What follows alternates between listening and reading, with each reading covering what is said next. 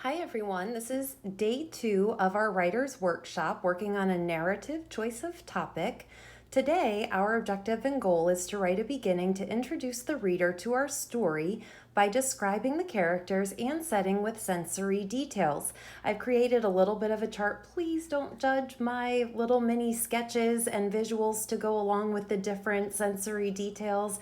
I'm a good writing teacher, not always the best artist. So when we think about those sensory details, just real quick, it really means that we're talking about our 5 senses. So it talks about what can we see with our eyes, like white and fluffy clouds. What can we taste with our mouth and our tongue? We can taste things that are sour, like a lemon. What kind of things can we smell? I can smell melting chocolate that's sweet. I can also think about hearing. What kind of things can we hear? I can hear an explosion of fireworks that are loud. There could be a whistle and a pop that comes in the sky along with those fireworks. And then finally, when we talk about touch, it could be how something feels. So at the first example, we can feel a kitten's fur being soft and smooth. But when we talk about touch and feel, it could also be feelings that we have on the inside, like feeling nervous, happy, sad, excited, angry, mad. Those are also part of our sensory details as well. So when I revisit my plan from the day before, yesterday, I'm going to go back to what I had planned for. My story's topic is the backyard adventure, and today my focus is to describe the setting and my characters, and I'm going to try out those sensory details in my writing.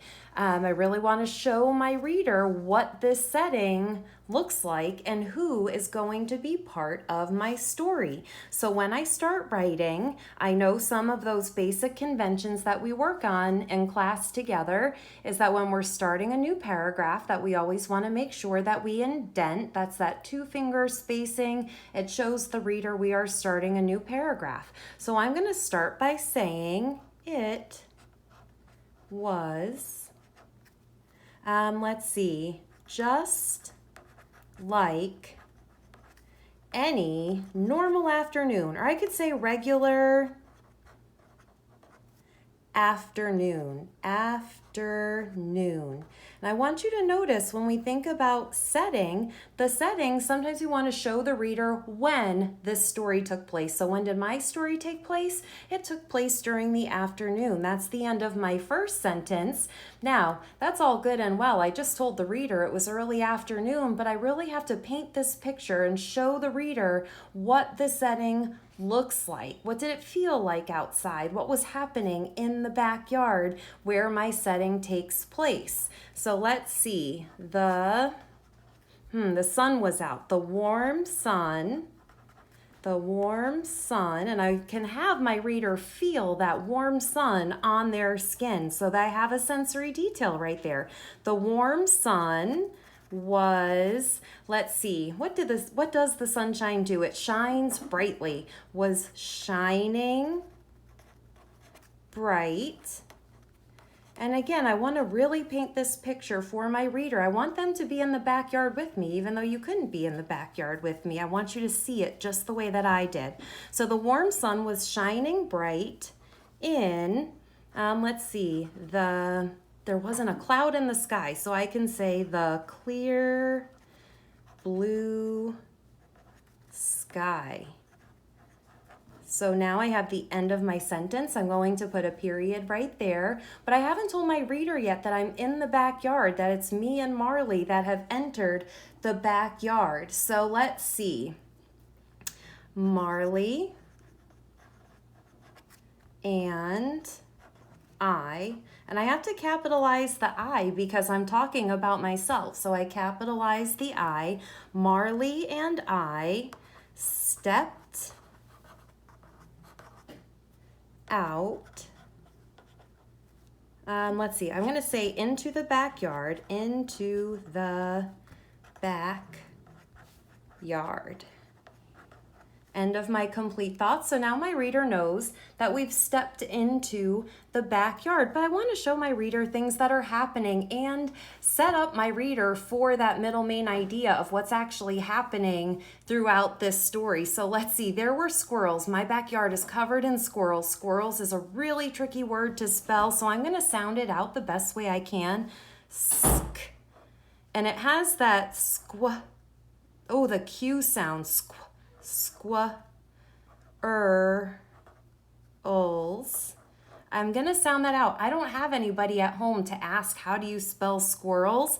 So I'm going to circle that word because I'm not sure if I got it quite right. And then I'm going to keep going. So squirrels, let's see, what did they do? They scattered. They didn't just run. They scattered and... let's see, they climbed up the trees, but I'm going to say they scattered and scurried. I want my reader to see this action of what the squirrels are doing, scattered and scurried up the, they weren't just trees. I want the reader to see that they are tall trees so that you can really picture these trees reach way up into the sky. So now let's see, if I keep moving, I've hit the end of that sentence. Let's see, maybe not though. Let me go back and reread. Squirrels scattered and scurried up the tall trees to avoid being chased by Marley. Chased by Marley. But you know what? Marley was not after those squirrels. So the way that I'm going to end my beginning for this piece so that I leave the reader wanting a little bit more, I'm going to say, but Marley, and I have to capitalize every time I write Marley's name. He's a specific detail, so I'm capitalizing Marley's name. But Marley had his, let's see, his sight and smell on something else. Something else. So now I've left the reader kind of hanging where when I come back to this piece tomorrow, now I could really get into what was that something else that Marley was after. It wasn't the squirrels. They were already safe up in the tree. And that's how I'm going to lead the reader into my middle main idea. So when I go back, I just want to point out, make sure I've described my setting and my characters using sensory details. It was just like any regular afternoon. The warm sun, there's that word warm, that would describe kind of what it feels like outside. The warm sun was shining. I can see that sun shining. I can see that the sun is bright.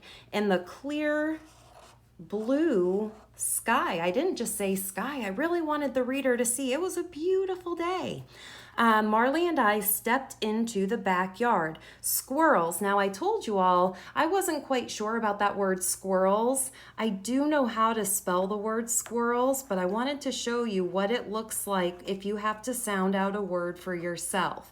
So that's how you actually spell squirrels. Squirrels scattered and scurried. I can see those squirrels taking off across the yard and getting up the tree as fast as they can to avoid being chased by Marley.